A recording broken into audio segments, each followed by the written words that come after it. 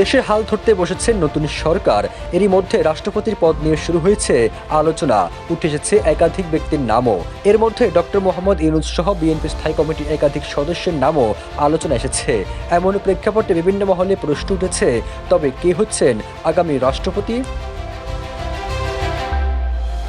রাষ্ট্রপতির পদ নিয়ে আলোচনায় আছেন বিএনপি স্থায়ী কমিটির সদস্য নজরুল ইসলাম খান। তিনি এবারে নির্বাচনে দাঁড়াননি।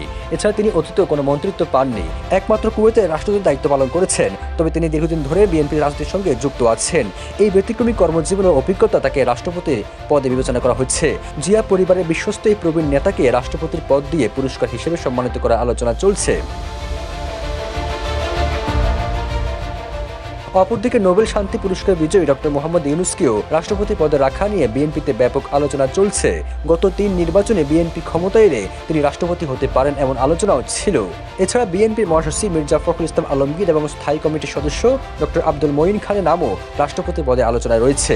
তবে চূড়ান্ত সিদ্ধান্ত শিগগিরই প্রকাশিত হবে, যার পরে সরকার গঠনের প্রক্রিয়া শুরু হবে, এমনটাই জানিয়েছেন দলটির নেতারা। এবারে সংসদ নির্বাচনের ফলাফলে 297টি আসনের মধ্যে বিএনপি একাই জয় পেয়েছে 209টি আসনে, আর জোটের শরিকরা পেয়েছে আরও 3টি আসনে। সব মিলিয়ে পরবর্তী সংসদে বিএনপি জোটের আসন সংখ্যা দাঁড়িয়েছে 212টি। সবুজ আলম, নিউজ ডেস্ক, ইত্তেফাক।